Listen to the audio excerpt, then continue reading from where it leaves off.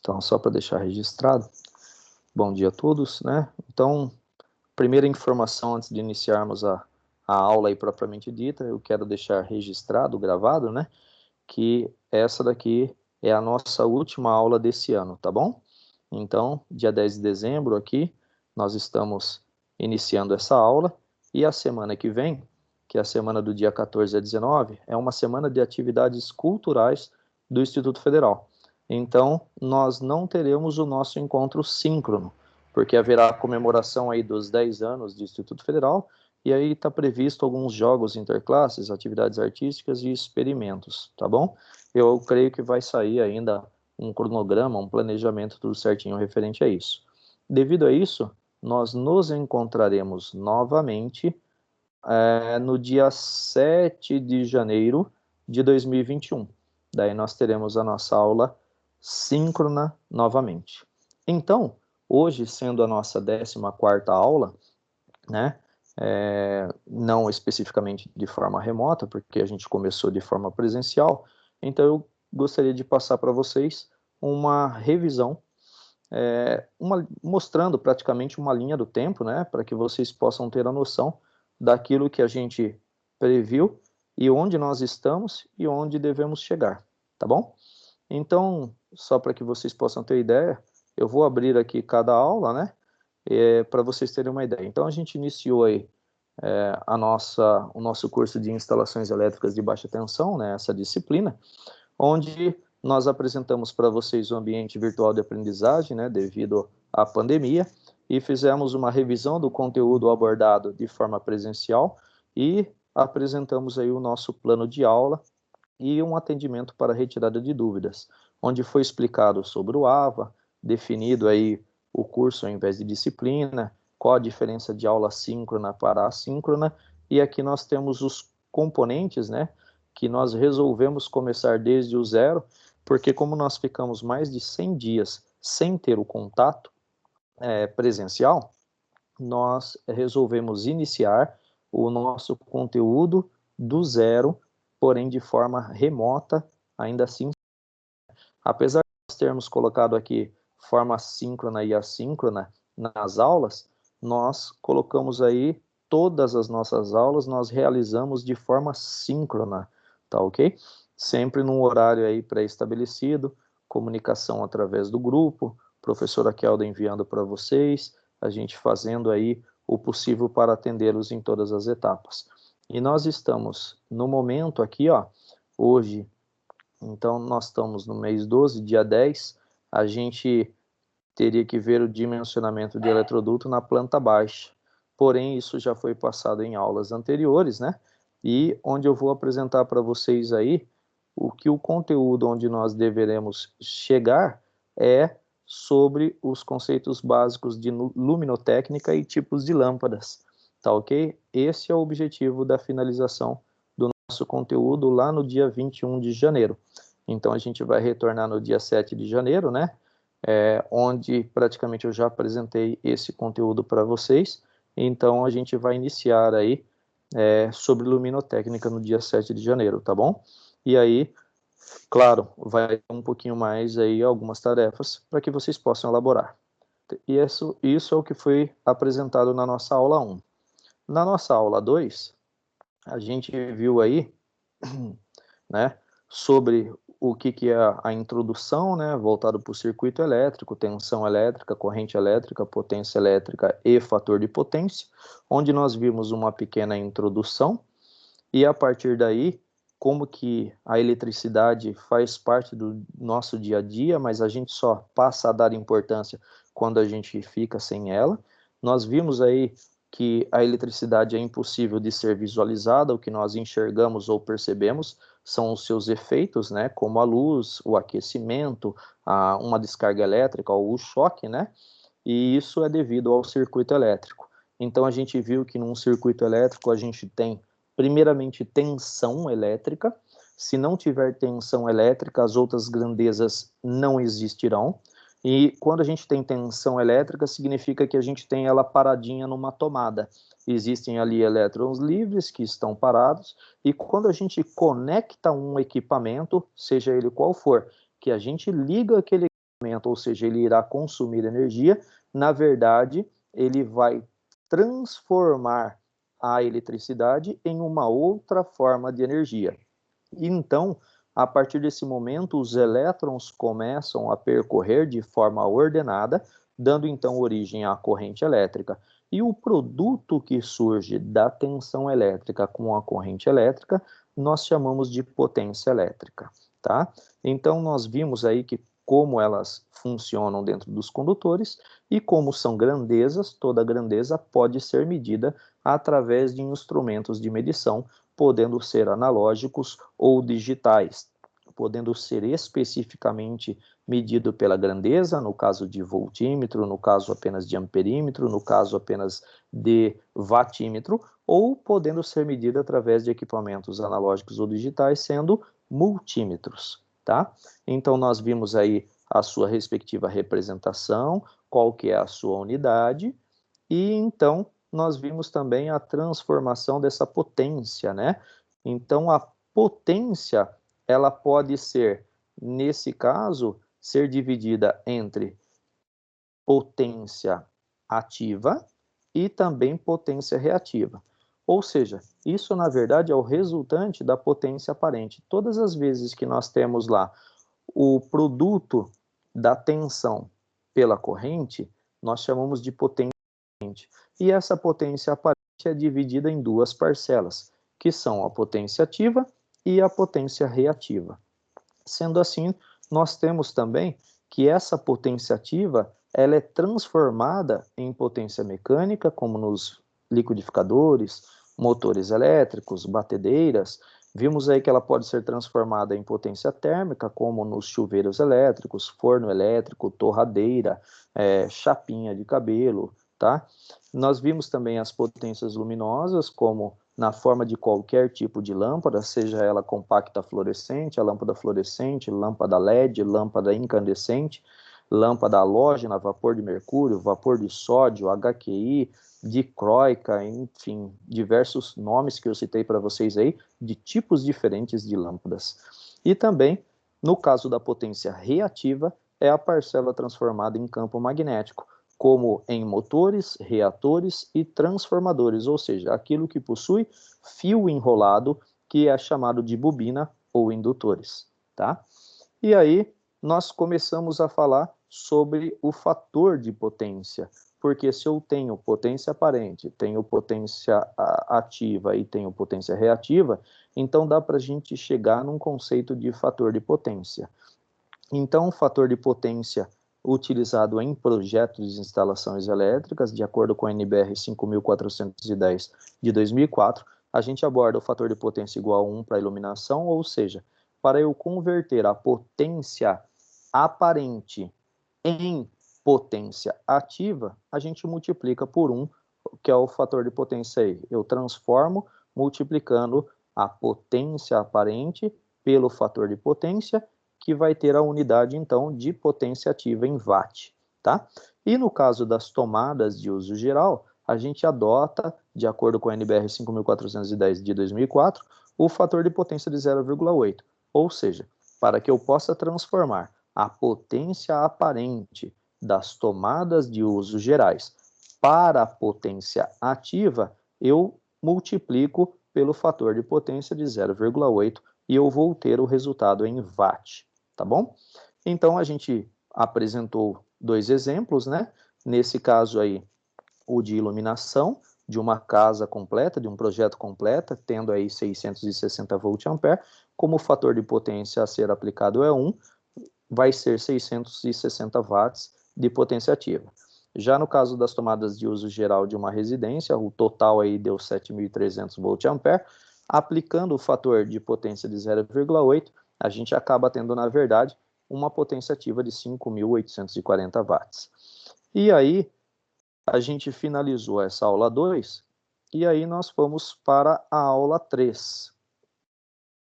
E nessa aula 3, nós abordamos o levantamento das cargas a serem instaladas numa residência, porém, voltada essa aula apenas para iluminação. Porém, para que tudo isso pudesse ocorrer, seria necessário primeiramente nós termos o desenho de uma planta baixa. Então aqui surgiu a primeira tarefa principal desse projeto, né? Que é o quê? Fazer o desenho de uma planta baixa. E esse desenho de uma planta baixa nada mais é do que você visualizando a residência por cima, sem o telhado, sem a laje ou forro, né? Ou seja, você visualizando as paredes, porém sabendo aí o nome dos respectivos cômodos e as suas medidas de comprimento e largura. Porque é através desses nomes dos respectivos cômodos, com medidas de comprimento e largura, e onde estão as portas e janelas, é que nós vamos começar a fazer o projeto elétrico dessa residência, dessa respectiva residência. Então, vocês tiveram aí uma tarefa para fazer o desenho de pelo menos 2 quartos, sala, cozinha e banheiro, tá? Através desses determinados cômodos, o nosso projeto iniciou. Lembrando que esse desenho tem que ser feito em escala. Por que que tem que ser feito em escala? Porque quando nós realizarmos o projeto todo, e lá no finalzinho dele, nós temos que gerar uma lista de materiais, e é através dessa lista de materiais que nós vamos comprar todos os componentes, todos os equipamentos, para que possa ser efetuada a instalação, né? E para que isso possa ser possível, ou seja, para que eu possa conseguir ter uma previsão da quantidade de cabos, eletrodutos que será utilizado, o desenho tem que estar em escala porque eu vou fazer a conversão dessas medidas para o número real, né? Para que eu possa então adquirir aí essa quantidade mais próxima possível, mais exata possível, de cabos e eletrodutos principalmente. E daí entram os outros materiais, como os interruptores, as tomadas, as lâmpadas, as caixinhas, tá ok? Que vai ser tudo chumbado, o quadro de disjuntores, a quantidade de disjuntores, como será dividido cada circuito, qual que é o diâmetro de cada conduíte ou eletroduto, qual que é o diâmetro ou seção ou bitola de cada condutor que vai ser utilizado nesse projeto. Primeiro passo, então, é a planta baixa. Tendo então a planta baixa, com as respectivas medidas em escala do determinado cômodo, ou seja, comprimento e largura do cômodo, eu não preciso ter aqui a medida da área total construída. E isso não entra. Por quê? Porque essas medidas que a gente precisa aqui é para definir, então, qual é a quantidade mínima de iluminação e qual é a quantidade mínima de tomadas. Quando eu digo quantidade mínima de iluminação, é a quantidade mínima de potência de iluminação. Quando eu digo quantidade mínima de tomadas, é um número mínimo de tomadas mesmo, de ponto, que daí a gente vai definir qual que vai ser a carga mínima, tá bom? De acordo com a NBR 5410 de 2004. Então a gente começou a ver aí quais eram as condições, né, que a NBR estabelece para pontos de iluminação. Então a gente vê que nós temos que transformar o valor da medida de cada cômodo de comprimento e largura em área, em metro quadrado, e a partir daí, aquilo que for igual ou menor que 6 metros quadrados, a gente atribui uma potência de 100 volt-ampere de iluminação. Se porventura passar de 6 metros quadrados, a gente atribui 100 volt-ampere para o primeiro 6 metros quadrados e depois a gente atribui 60 volt-ampere para cada 4 metros quadrados inteiros, tá ok? E aquilo que for menor do que 4 metros quadrados a gente exclui, né? E aquilo que for sobrou aí de 4 metros quadrados a gente também exclui. A gente só considera os primeiros 6 metros quadrados e depois a gente considera as próximas frações de 4 metros quadrados. Fora isso, a gente elimina, e então a gente consegue ter um total da potência aparente de iluminação em cada cômodo. E aí surgiu a primeira tabela que vocês deveriam, que vocês fizeram aí, né, no caso, após a planta baixa. Então, tudo depende da planta baixa em escala. Então, fez a planta baixa, já vem a primeira definição: montar uma tabela com a dependência, dimensões, ou seja, de cada cômodo contendo a sua área em metros quadrados e como que eu determino a potência de iluminação. Então, foi apresentado para vocês, e aqui esse exemplo, e a gente finalizou essa respectiva aula 3. E aí a gente foi para a aula 4, e na aula 4 a gente deu prosseguimento com ainda a planta baixa, porém agora definindo os pontos de tomadas de uso geral e pontos de tomadas de uso específico.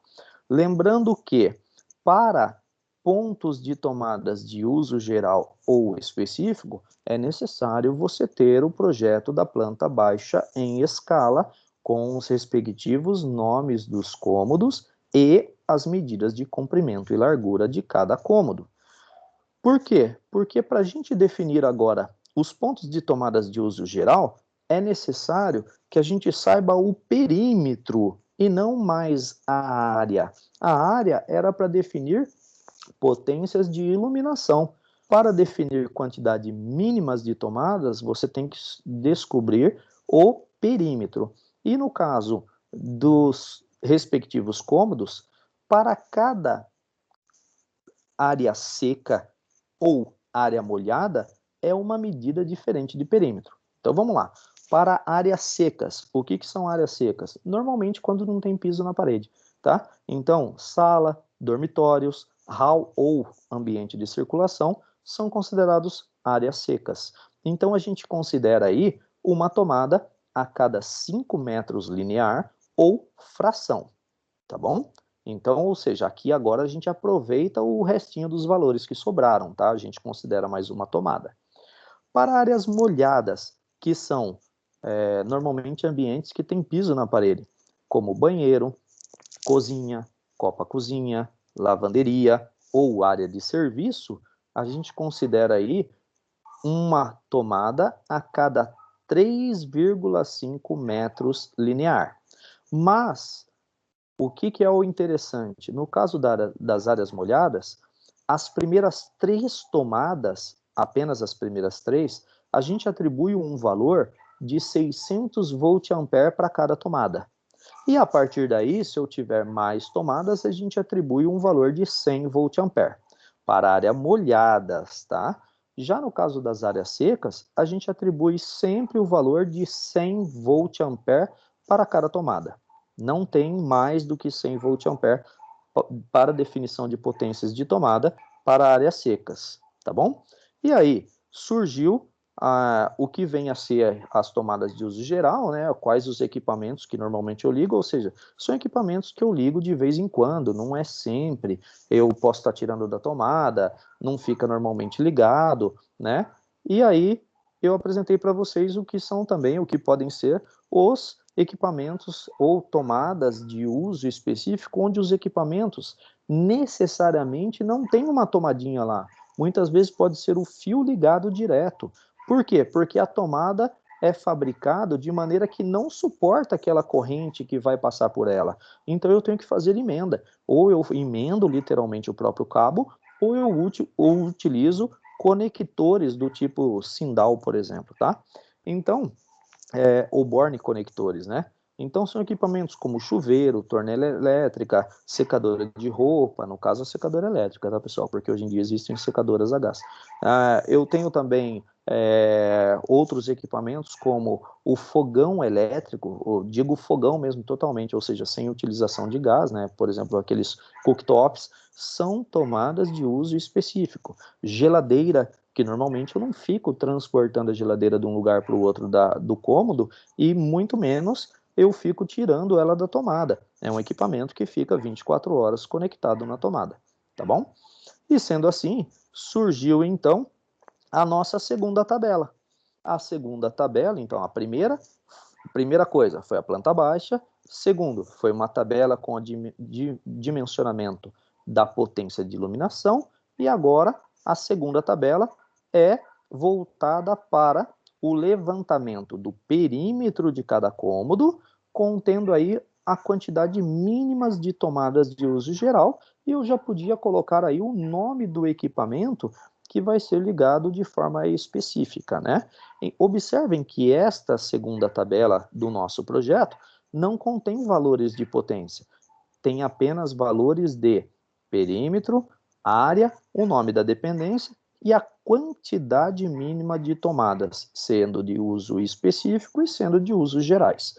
Então, essa era a tabela 2.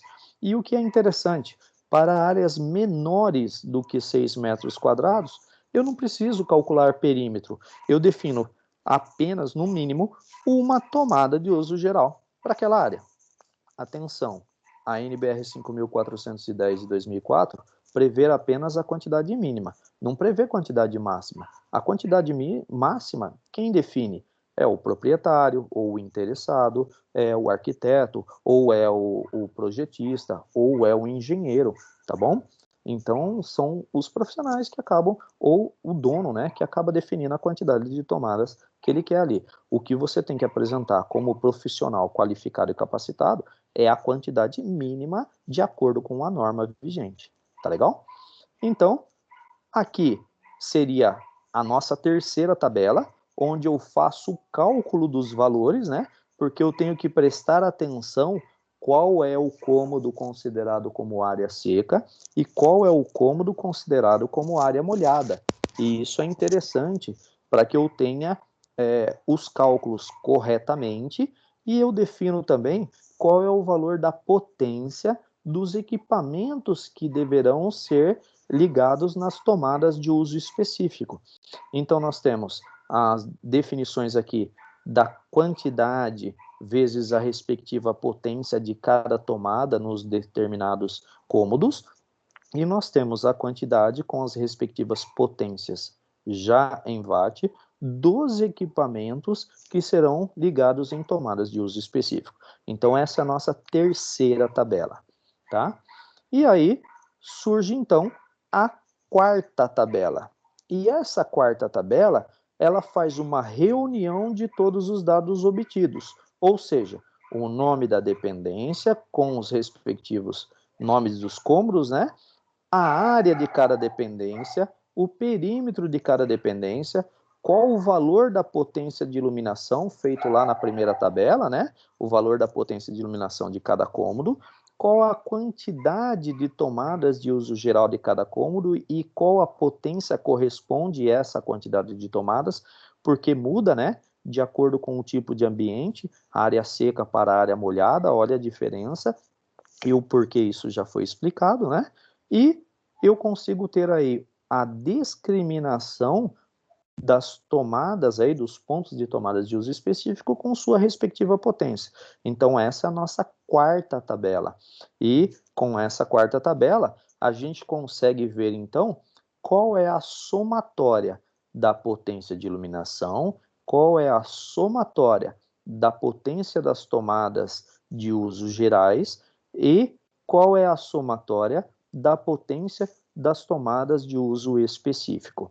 Lembrando que potência de iluminação em volt-ampere, ou seja, potência aparente, potência de tomadas de uso geral em volt-ampere, ou seja, potência aparente, e potências de tomadas de uso específico já em watt, porque isso daqui já é o valor que o equipamento irá consumir. E com isso, essa tabela 4 foi finalizada, consequentemente finalizando a aula 4. Quando chegou a aula 5, nós começamos então a fazer a definição, né, do levantamento da potência total. Por quê? A partir do levantamento da potência total, a gente consegue então definir, né, qual vai ser o tipo de entrada de energia que vai ser utilizada na nossa casa. Mas para que isso seja possível, a gente tem que transformar aquela potência aparente que foi levantada para a potência de iluminação e para a potência das tomadas de uso geral, a gente tem que transformar em potência ativa. E aí a gente utiliza aqueles valores apresentados de fator de potência.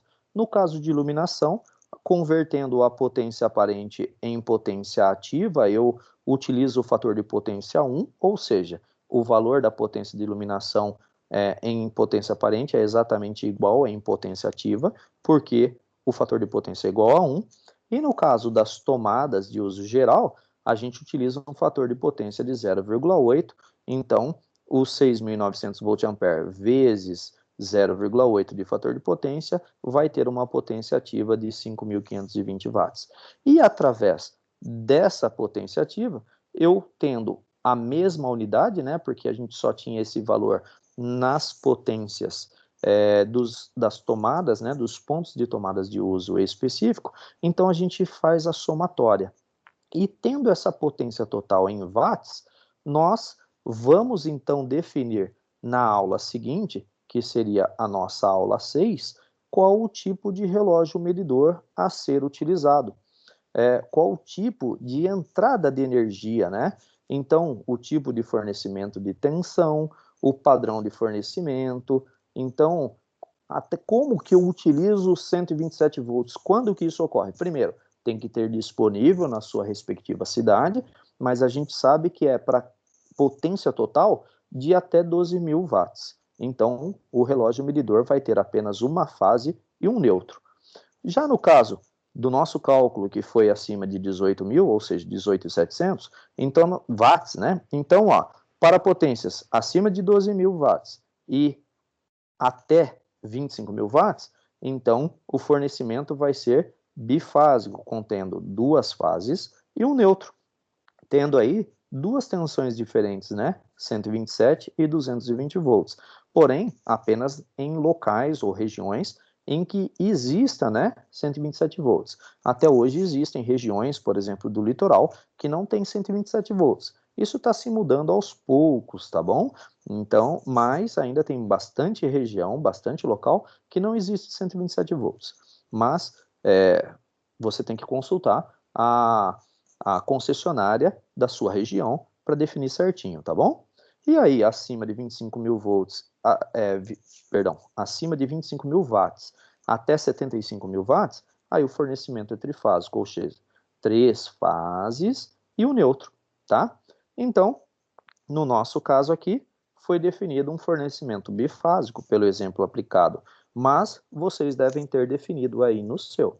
Então, o que a gente tem no momento? A gente tem uma planta baixa apresentada com o nome de cada cômodo, as respectivas medidas de comprimento e largura, daí surgiu a primeira tabela, tendo a potência de iluminação para a gente levantar, a segunda, a segunda e terceira tabela, tendo a potência de tomadas de uso geral, né? E de tomadas de uso geral e tomadas de uso específico, e a quarta tabela contendo a junção das duas potências, ou seja, potência de iluminação, potência de tomadas de uso geral e tomadas de uso específico.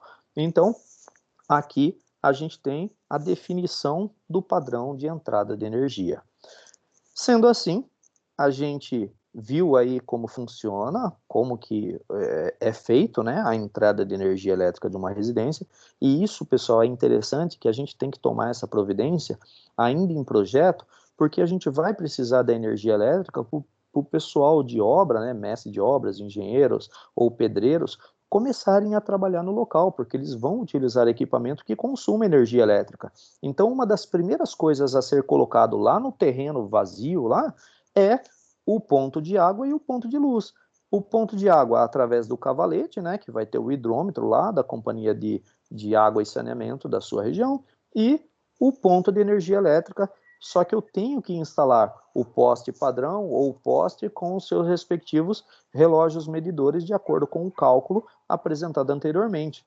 E que tem que ter um sistema de aterramento, tudo certinho, para que o especialista da concessionária possa fazer a ligação. E aí ele vai lá, confere, está tudo certinho, ele coloca o terrômetro para ver se a haste de terra realmente está fincada, está dando um bom aterramento, para daí então efetuar a ligação para vocês. E aí ele deixa tudo ligadinho, né? E você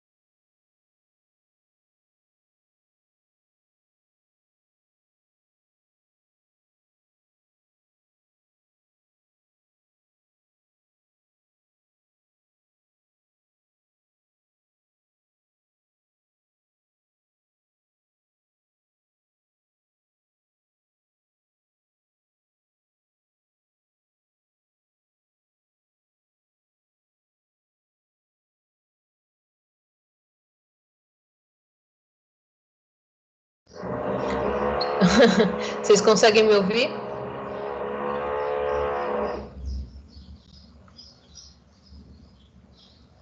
Eu acho que o professor Jefferson deve ter tido algum problema na transmissão dele. A gente espera um pouquinho para ver se ele consegue retornar, tá?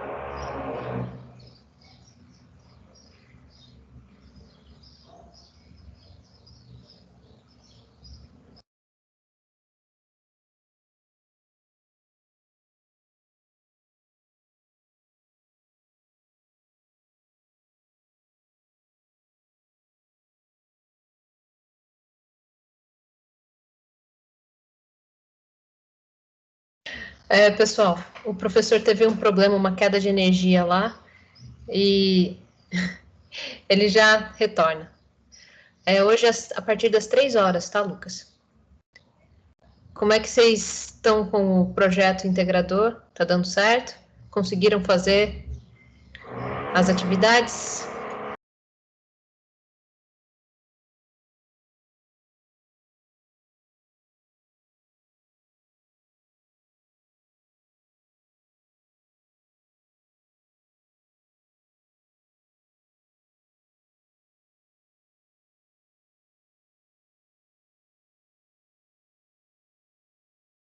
Sempre, né? Todos nós.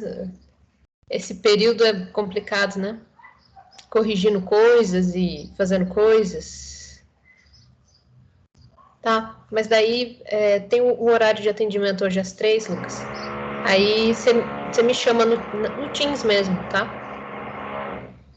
Eu vou fechar meu microfone aqui que tá meio barulhento aqui.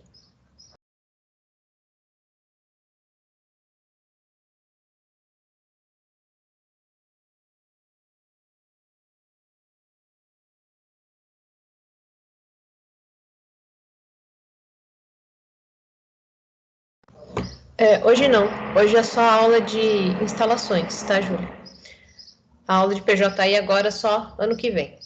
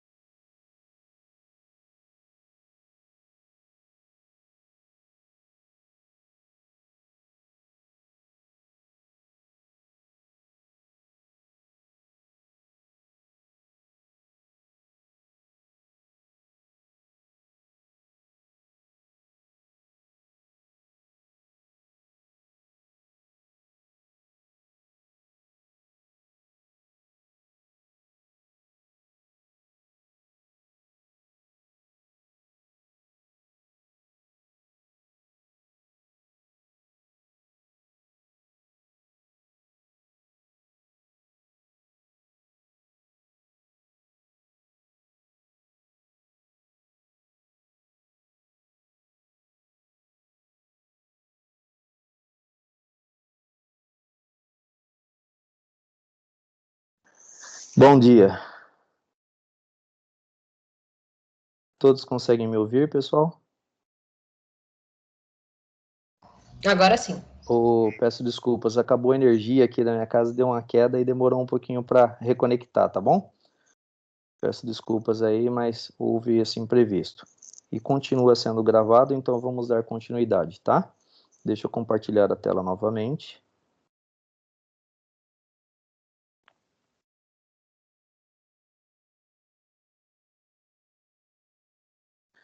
Bom, creio que vocês já devem estar visualizando a tela. A gente parou nesse momento em que eu estava falando para vocês como é definido aí a nossa ligação da nossa entrada de energia, né, pelo pessoal aí da Companhia de Energia Elétrica da nossa região, de acordo então com o levantamento da potência total, ou seja, levantamento da potência de iluminação em volt-ampere, depois o levantamento dos pontos de tomadas de uso geral em volt-ampere e levantamento da potência das tomadas de uso específico em watts. Então, nós utilizamos aquele valor de conversão de fator de potência, né, para que a gente possa converter a potência aparente de iluminação em watt. Depois a gente utiliza o 0,8 como fator de potência para converter a potência das tomadas de uso geral em volt-ampere para a potência ativa em watts, e aí, de acordo com a somatória total, é que a gente vai definir, então, o tipo de entrada de energia na nossa residência de acordo com os valores pré-estabelecidos pela concessionária, né, da nossa região. Então, quando ele faz lá a inspeção, ele verifica se está tudo correto, então ele vai verificar, inclusive, com um equipamento, um instrumento chamado terrômetro, para ver se a haste de terra está em um bom local, se ela tem realmente uma capacidade de fazer aí o seu determinado trabalho. Então ele efetua a ligação para a gente, né, para que a gente possa utilizar já no início da obra, né, antes de iniciar qualquer obra aí, os pedreiros, o encarregado, o chefe de obra, engenheiro, já solicita que seja feito isso. Por isso é importantíssimo o projeto elétrico já ser realizado antes de começar a obra, tá? Para que possa ser, então, ligado o ponto de energia elétrica, né, através do relógio medidor, e o ponto de água lá, através do cavalete da concessionária de água e saneamento. Feito isso, então, eu expliquei para vocês como que ocorre a distribuição da rede pública, né, até chegar na nossa residência, e de lá vai para o que nós chamamos de quadro de distribuição, também conhecido como quadro de disjuntores, para que, então, possa ser realizado o que nós chamamos de circuitos terminais, ou seja, onde o cabo vai terminar para que acione uma lâmpada ou que alimente uma tomada para que nós possamos ligar os nossos equipamentos elétricos. Sendo assim, a gente viu um pouquinho sobre o quadro de distribuição, suas divisões em circuitos, eu abordei aqui como exemplos, e mostrei aí um modelo de quadro de distribuição que existe no mercado, né, em PVC, existe outros metálicos, e existe uma nota de advertência, né, para a gente ter aí o sistema de disjuntor ou fusível, que eles têm que atuar, né, na instalação para evitar qualquer tipo de sobrecarga ou curto-circuito, né? Então, a gente viu como funciona essa advertência e que não podemos tirar ou desativar eles, né? Porque isso significa que a gente está retirando uma medida protetora contra choques elétricos, causando, então, levando aí o risco de vida para os usuários da instalação. Então, como funciona a localização desse quadro de distribuição? Que ele tem que ficar numa área seca, que ele tem que ficar em local que não pode ser obstruído, né? Apesar que tem muita gente que às vezes acaba colocando um quadro para tampar a tampa do quadro de distribuição, ou tem gente que acaba colocando um armário, depois quando dá o problema a gente não consegue encontrar onde é que está esse quadro de distribuição para rearmar o dispositivo de proteção, né? Ver qual que foi a causa primeiro para depois rearmar, né? E de preferência o mais próximo possível do relógio medidor, mas dentro da residência e não fora, tá bom? Então, feito isso, foi apresentado para vocês como é feito, né, a distribuição desse quadro de distribuição, ou seja, como que fica a ordem aí dos disjuntores, do DR, tudo certinho, qual que é a função deles, quando eles devem ser ligados, qual que é a diferença entre fusível, né, e o disjuntor, né, e, consequentemente, a gente começou a falar do DR, que é o dispositivo diferencial residual. Então, a gente tem aí o disjuntor, né, diferencial residual, e nós temos o interruptor diferencial residual. Sendo assim, explicando que a sua função é fazer com que o ser humano não acabe tendo sequelas ou até morrendo, né, por descarga elétrica na própria residência, e isso hoje é lei, é norma, tá? Qualquer casa, qualquer instalação que vá ser refeita do zero, ou seja, a instalação ela tem uma vida útil de aproximadamente 25 anos, então ela deve ser trocada. Quando for trocar essa instalação elétrica, tem que rever o projeto para poder instalar os dispositivos diferenciais residuais, sejam eles disjuntores ou interruptores. Então, foi apresentado os disjuntores para vocês, né, que no caso aí são os disjuntores chamados termomagnéticos, que eles prevê apenas curto-circuito e sobrecarga, então, na sua respectiva forma de mercado, monopolar, bipolar e tripolar, e foi apresentado também os modelos de DRs, né, disjuntor diferencial residual, e o interruptor diferencial residual. Finalizando, então, essa sexta aula, nós fomos para a aula 7, onde essa aula 7, nós mostramos aí o circuito elétrico, o circuito de distribuição, qual que é o número de fases, o neutro, a proteção, ou como que eu devo ligar, né? Como que eu defino os circuitos terminais, qual que é de uso específico, qual que é de uso geral, qual que é de iluminação, como que faz na prática um circuito de iluminação, a proteção que não pode passar por dispositivo de proteção, que é no caso o terra, né? Vai direto até a carcaça dos equipamentos, como que é feito aí a ligação de uma lâmpada utilizando interruptor simples ou um interruptor que a gente chama de dimmer, né, que varia o brilho da iluminação, onde que deve ser usado, como que eu faço essa ligação, inclusive partindo do quadro de disjuntores, sendo por DR ou por disjuntor termomagnético, ou por interruptor diferencial residual mais disjuntor termomagnético, tanto para os circuitos de uso geral, quanto para circuitos de uso específico, tá bom? Como que é feito aí a ligação do quadro geral de energia, né, o quadro de entrada, até o quadro de distribuição, ou seja, quadro de disjuntores, e aí nós vimos como que a gente tem que definir as tensões com a respectiva corrente, porque todos os disjuntores devem ser limitados quanto à potência. Porque no disjuntor o número que vem marcado nele é o número de corrente. Então o que a gente faz? A norma prevê que para circuitos de uso de iluminação ou tomadas de uso geral, esses disjuntores não passem de 10 amperes. Eles têm que ser no máximo 10 amperes. Ou seja, se for ligado em 127 volts, significa que 127 vezes 10 dá 1270 volt-ampere. Então, a potência de iluminação ou a potência das tomadas de uso gerais não podem passar para a ligação em 127 volts, não podem passar de 1270 volt-ampere. Para circuitos ligados em 220 volts, então 220 volts vezes 10 amperes, essa potência aparente pode ser no máximo de 2.200 volt-ampere por circuito, apenas para potências de iluminação ou potências de tomadas de uso gerais. Por quê? Porque tomadas de uso específico, normalmente os equipamentos, os aparelhos ou dispositivos consomem mais, tá? Então vai ter um disjuntor maior do que 10 amperes. E aí nós apresentamos a tabela, né, que ainda continua sendo a tabela 4, tá? Aquela tabela que a gente já havia apresentado, reunindo todos os dados, né, com esses respectivos valores e com a sua respectiva potência total. Aplicando então os critérios em questão, né, transformando lá os pontos, tá ok? A gente viu aí a definição agora da divisão em circuitos.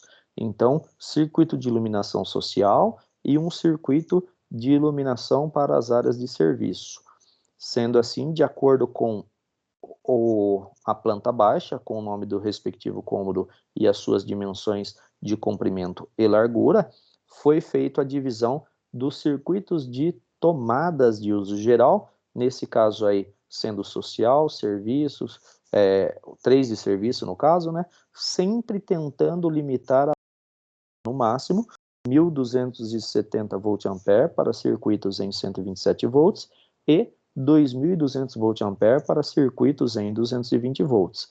Porém, foi apresentado também os circuitos de tomadas de uso geral, né? Cada um tem que ter o seu próprio dispositivo de proteção lá no quadro, e aí entramos com a tabela 5. Essa tabela 5 é uma tabela que ela continua por algumas aulas.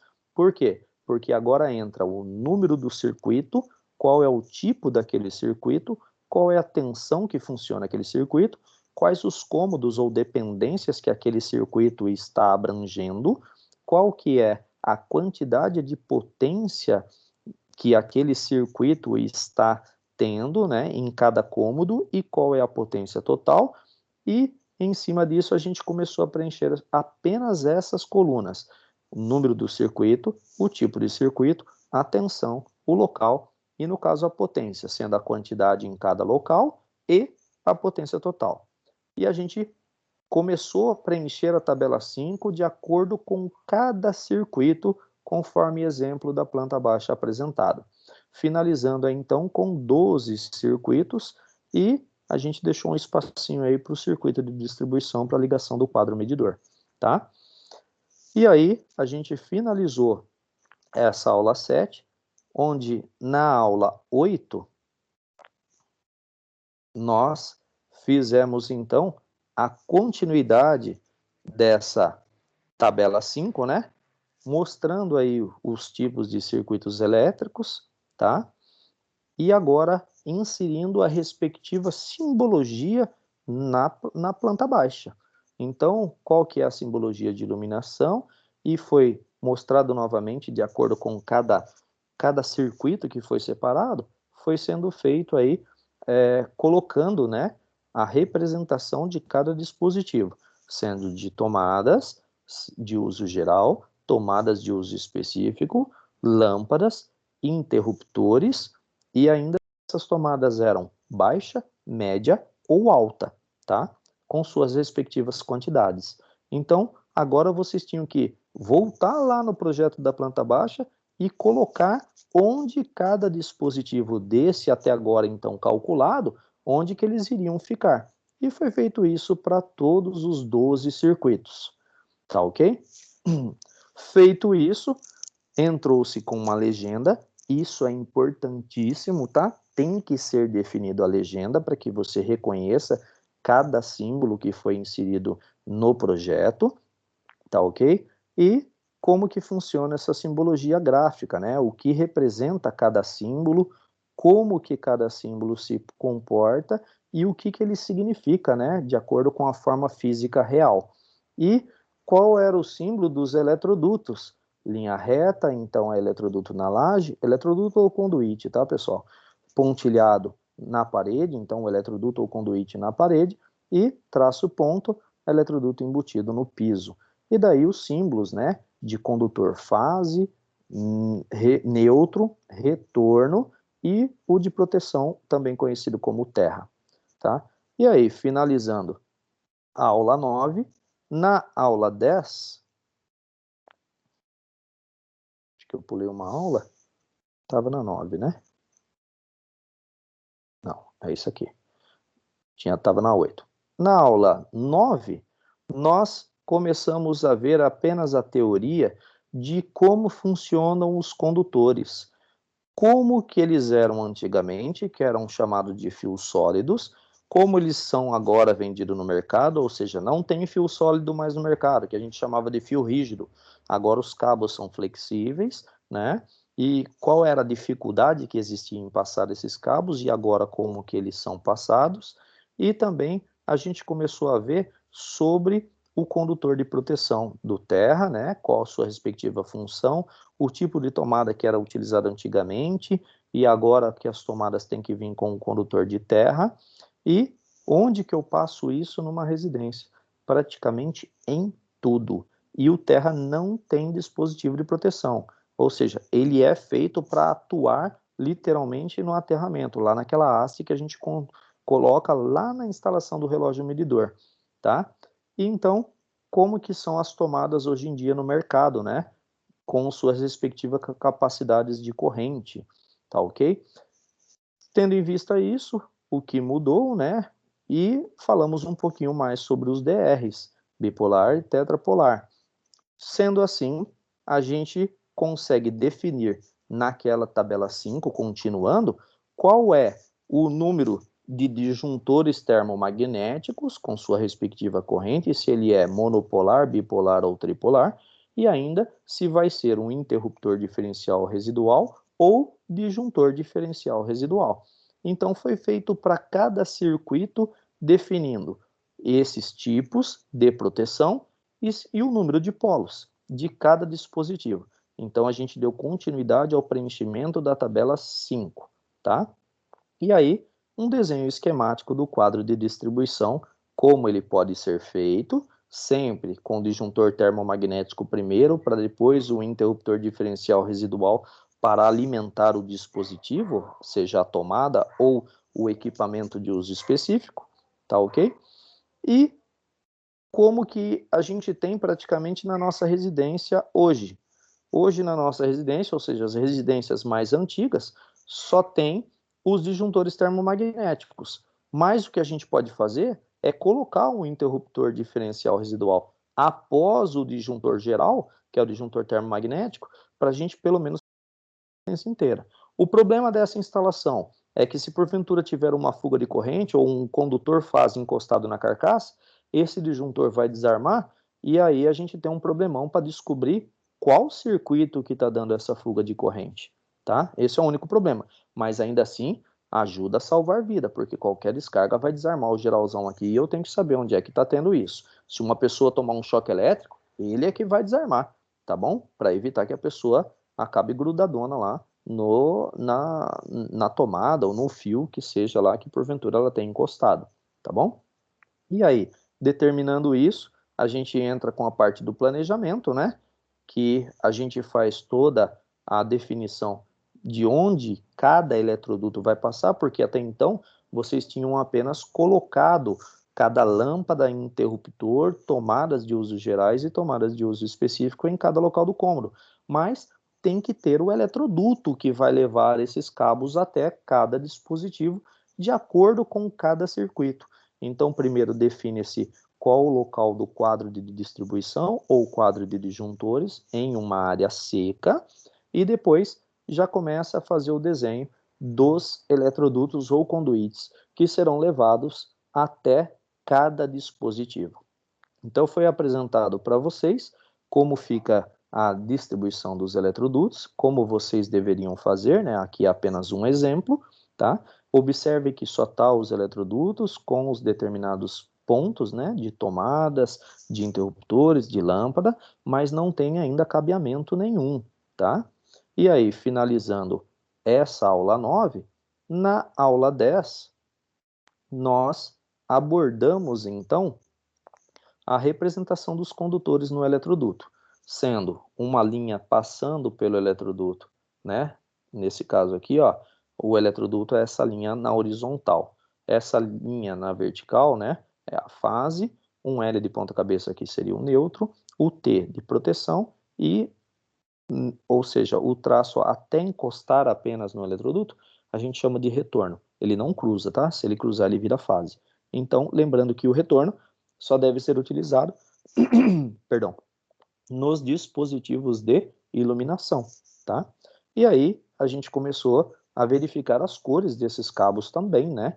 Como que a gente utiliza de forma padronizada, para que então a gente pudesse ver como que funcionam os esquemas de ligação utilizados na residência, para que você saiba definir os condutores dentro do eletroduto, e ao passar o caminho de cada um, ao saber, vocês já começarem a preencher com as suas determinadas simbologias o que vai passar dentro de cada eletroduto e por onde, tá? Sendo assim, a nossa planta começa a ser, então, que estava assim, começa a ser preenchido com os respectivos cabos que passarão dentro de cada eletroduto, tá? Foi apresentado para vocês os modelos, fazendo sempre, pessoal, saindo do quadro de distribuição para cada circuito de cada cômodo, sempre fracionar para facilitar, tá? E não acabar complicando aí o entendimento, porque vai complicando, é uma maneira crescente, né, de nível de complexidade, mas tudo muito bem detalhado. E aí, nós finalizamos com a planta já contendo, então, os eletrodutos, os dispositivos e os respectivos cabos de cada circuito, tá ok? Porém, apenas os cabos de cada circuito. E aí, o que está faltando? Falta, então, definir a corrente de cada circuito. Então, a gente volta lá naquela tabela 5 e começa agora a fazer os respectivos cálculos. Para descobrir a corrente, de acordo com a lei de Ohm, corrente é igual a potência, né, dividido pela tensão. Então, se eu pegar 620 e dividir por 127, eu vou ter a corrente aqui, ó, de cada circuito. Então, eu começo a anotar a corrente de cada um desses circuitos, contendo apenas um dígito, tá? Depois da vírgula aí. De cada circuito, então, tendo o preenchimento da coluna corrente na tabela 5.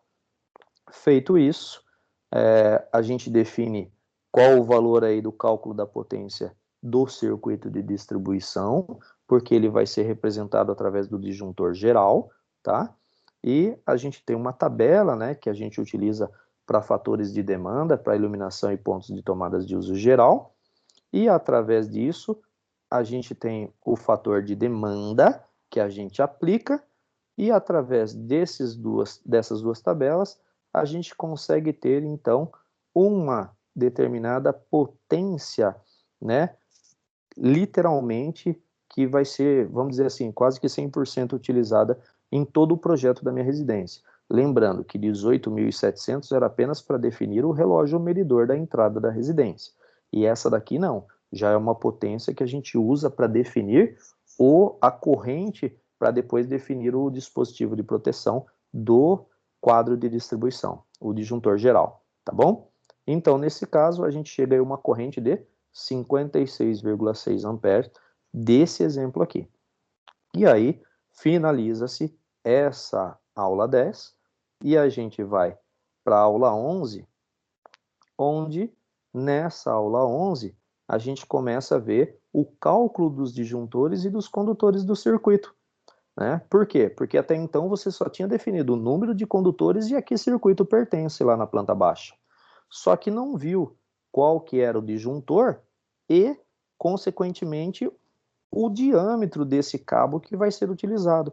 Então, a gente definiu aí qual era o número de circuitos que está passando primeiramente em cada eletroduto, tá ok? Circuito número 1 passa junto com quantos circuitos? É ele mais 2. Circuito número 2 passa junto com quantos circuitos? É ele mais 2 também, e assim sucessivamente. E tudo isso tabelado, então, na verdade, isso daqui entra até como uma tabela 6, tá? Essa entra como uma tabelinha 6, e a partir daí, a segunda etapa era utilizar essa tabela chamada de tabela 1, tá? Para definição, de acordo com o número de circuitos e a respectiva corrente, qual que seria o diâmetro, a bitola do cabo, a seção do cabo a ser utilizado. Então, no caso de um circuito de iluminação, né, passando aí 3 circuitos junto com ele, o cabo onde a corrente é de no máximo 10 amperes, o disjuntor então definido e a seção do cabo de 1,5 milímetros quadrados. No caso aqui, um dispositivo de uso específico, cuja a corrente chega um pouco abaixo de 25 amperes, né, até 25 amperes, 3 circuitos passam junto, ou seja, ele mais 2, o cabo a ser utilizado tem que ter uma seção de 6 milímetros quadrados. Então, feito isso, foi apresentado os exemplos, né, e a tabela, como procurar isso nessa tabela 1, isso é padronizado. E daí vocês foram definindo, aqui entra, na verdade, como uma tabela 7, né, porque a tabela 6 era o número do circuito com quantos circuitos passam, essa é a tabela 7, contendo o número do circuito, qual é a seção adequada de cada condutor e qual é o disjuntor correto. Então, essa seria a nossa tabela 7, tá? E definindo a tabela 7, a gente vem aí, ó, com uma tabela 8, mostrando, nesse caso, essa daqui, ó, o que tem em cada circuito, força ou iluminação, tá? E com essa tabela 8 feita, a gente finaliza com essa tabelinha, né, que é a mesma, tá, dessa daqui, porém está colocando só de uma forma diferente aqui, apresentada, porque aqui está mostrando que é força. E essa tabela aqui está mostrando o quê? O diâmetro de cada condutor que a NBR estabelece. porém ela não está correta para a gente. Por quê? Ela estabelece só a seção mínima, e não é a seção mínima que nós vamos utilizar, por exemplo, num circuito de distribuição. Ele só fala a mínima. Qual que é a máxima? A máxima, ou a ser adotada, a gente tem, então, a mínima e qual que é a adequada, tá? E, feito isso, nós vimos os exemplos de como que é encontrado, como que eu defino, pelo cálculo ou pela tabela.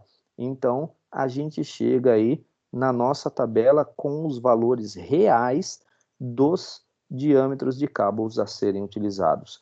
Então, essa para a gente seria a nossa tabela 9, tá? Contendo agora exatamente o número do circuito e a seção real que são utilizados os condutores aí dentro de cada circuito lá no eletroduto. Sendo assim, de acordo com a tabela fornecida pela concessionária da região, a gente define o disjuntor, que vai ser lá o disjuntor do disjuntor geral, né, ou disjuntor lá do relógio medidor, e a partir de então a gente finaliza essa aula 11, e a aula 12 nós fizemos então o dimensionamento dos dispositivos de proteção DR e o dimensionamento dos eletrodutos, né? Então foi apresentado aí como existem os DRs no mercado e depois como que a gente define utilizando aquela tabela 1, né? Que a gente define aí por diâmetro do cabo e o valor do disjuntor de acordo com o número de circuitos que passam dentro do mesmo conduíte ou eletroduto, e a gente define então quais os valores dos DRs que existem e quais os valores nós devemos utilizar. Então, preenchendo, voltando lá naquela tabela 5, onde a gente tinha parado aqui na corrente, né? Já tinha definido esses dois, então a gente define aqui, ó, o número de circuitos que está passando e qual a seção dos condutores. E ainda, qual é o valor do disjuntor termomagnético e o valor do DR, sendo o interruptor ou disjuntor. E aí a gente finaliza aqui nessa aula o preenchimento da tabela 5. Só então, finalizado o preenchimento da tabela 5, nós temos aqui uma tabela contendo a seção dos condutores, né? E a seção do condutor de proteção, ou seja, nem sempre o condutor fase vai ser o mesmo diâmetro para o condutor de proteção. Por exemplo, ó, esse daqui, o fase tem 25 milímetros quadrados e o de proteção ou terra continua 16. No nosso caso, do nosso exemplo aqui, os condutores sempre vão ser os mesmos diâmetros, tanto para a fase quanto para a terra. Por quê? O máximo de condutor de diâmetro que nós utilizamos numa residência média-baixa, o tamanho que eu estou falando, tá, da residência, são cabos de até 16 milímetros quadrados. Então, observe que do 16 milímetros quadrados para baixo, o diâmetro dos condutores, ou a seção, a bitola dos condutores fases, são os mesmos dos condutores de proteção para até 16 milímetros quadrados, tá bom? E aí, a gente define, então, os diâmetros do eletrodutos, sabendo que só pode passar os cabos dentro do eletroduto, sendo que esse eletroduto ou conduíte fique com folga de 60%, ou seja, os cabos só podem utilizar 40% de todo o espaço. Por que isso? Para facilitar a passagem ou retirada desses cabos e também devido à norma. A gente tem que seguir a norma, e a norma prevê isso, tá? A NBR 5.410 de 2004.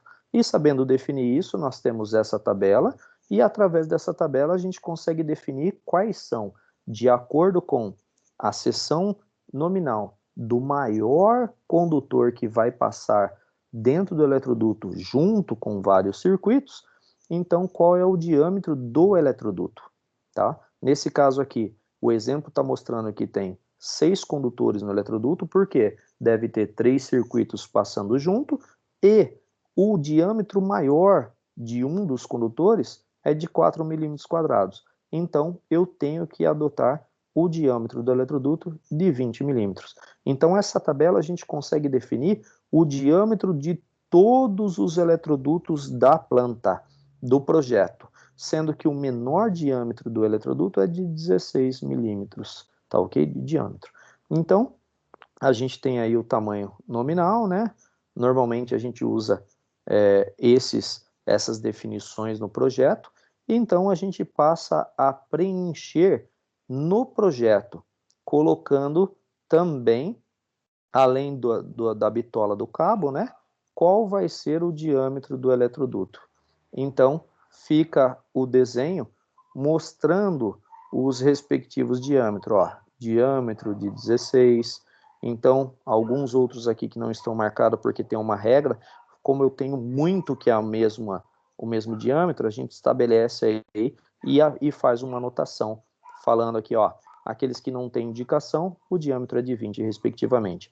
Mas aqui eu tenho outros condutores, no caso de vocês, o ideal é colocar o diâmetro de todos eles.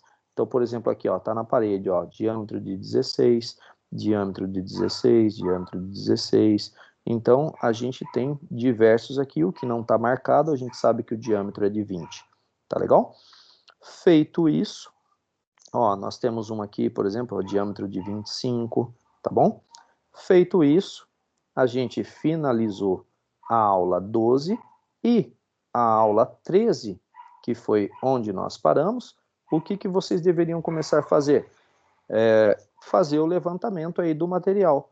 Por isso que tem que estar com o projeto desenhado em escala, porque agora a gente começa a medir cada linha dessa, cada distância dessa, para que a gente possa transformar através da escala em valores reais, para que nós possamos medir a quantidade de eletrodutos, quantidade de caixinha, quantidade de interruptores, quantidade de cabos, e com o auxílio da régua, porque está em escala, a gente vai fazendo a conversão. E fazendo essas conversões, vocês têm que conhecer, então foi apresentado qual que é a altura padronizada pela engenharia, né, civil, qual é a altura padronizada aí de um teto, qual que é normalmente padronizada a espessura da laje, qual deve ser, de acordo com a área elétrica, qual deve ser a altura de uma caixinha baixa, de uma caixinha média, de um ponto de tomada alta, qual é a altura do quadro de disjuntores ou quadro de distribuição, como queiram, qual que é a distância que tem que ficar aí entre o interruptor e a tomada, quando eles tiverem um alto e um baixo, né? E através disso daí, a gente efetua os cálculos para saber, né, quando eles estão vindo de cima da laje para baixo, qual que é a altura que eu tenho que somar, e quando vai de baixo para cima, também qual que é a altura que eu tenho que contar aí para efeitos de cálculo e atribuir isso daí na minha lista de materiais. Eu tenho que saber essas medições, para que então eu possa fazer o levantamento do material completinho, tá? E aí eu faço passo a passo, de acordo com as alturas padronizadas, e eu vou definindo, conhecendo se é no teto, o que eu vou ter que ter? Caixa octagonal. Se é na parede, para um interruptor ou tomada simples, eu vou ter uma caixa retangular de 4x2. Se é um local onde eu tenho interruptores e tomadas, né, tudo junto ali, uma quantidade maior do que 3, tem que ser uma caixa 4x4. Mas no teto é apenas essa, tá? No teto é apenas essa. Então, a gente vê a definição e a apresentação de curvas, de luva, de arruela, de bucha e os tipos de condutores. Aqui eu só demonstrei, né, esses condutores que a Prysmian fabrica, que é a antiga Pirelli, que vem na caixinha. É difícil, muito difícil, eu nunca vi até hoje um cabo desse embramar quando a gente puxa pela caixa. A gente nem tira o rolo da caixa, tá?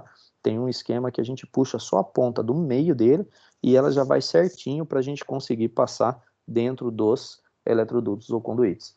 E aqui os tipos de tomadas, interruptores e conjuntos que são vendidos e como que a gente atribui isso na planta, né? Como que a gente faz isso daí de acordo com o levantamento de material de cada cômodo, tá? E a gente vai somando e gera essa lista aqui. Esse é um levantamento dos eletrodutos e da fiação total. Então a gente começa com uma lista de material sendo os cabos, primeiramente, com seus respectivos diâmetros, né, de seção, e no caso a gente tem que definir as cores, tá? Apesar daqui estar proteção, seria a cor verde, amarelo ou verde. Fase, normalmente é o preto. Neutro, normalmente é azul, padronizado isso daí, tá? E a gente tem o retorno, normalmente branco, ou em alguns casos o pessoal utiliza amarelo também. Mas daí a gente consegue definir, e aqui qual que é a medida em metros, né? E feito isso, a gente acaba medindo aí, no caso, os eletrodutos, ou ainda a gente pode colocar isso em conduíte, se for embutido na parede, né, e na laje, em vez de externo. Se for externo, a gente tem que usar eletroduto, tá? Existe também eletroduto flexível para ser embutido. É um pouco mais caro, mas olha, facilita muito na instalação. E a gente tem aí os outros componentes, né? Que são as caixinhas, as tomadas, os interruptores, os disjuntores, tá ok? As plaquinhas, né? Que vai dar, que vai sair o fio, por exemplo, um cabo de antena ou coisa desse tipo. E a gente finalizou a 13ª aula, completando então, passando bem por cima, uma pequena revisão de todo o nosso projeto. Sendo assim, pessoal, eu quero saber que pé que vocês estão, o que ainda não foi feito, se estão conseguindo fazer, para que a gente possa sanar algumas dúvidas caso elas existam, tá bom? Então vou interromper aqui o meu compartilhamento de tela e fico à disposição de vocês para dúvidas ou perguntas. Deixa eu ver aqui. Eu vou parar essa gravação para não ficar um áudio muito grande, tá? Um vídeo muito grande, já deu 1h25 aqui de gravação, tá? E aí, pessoal, tudo bem?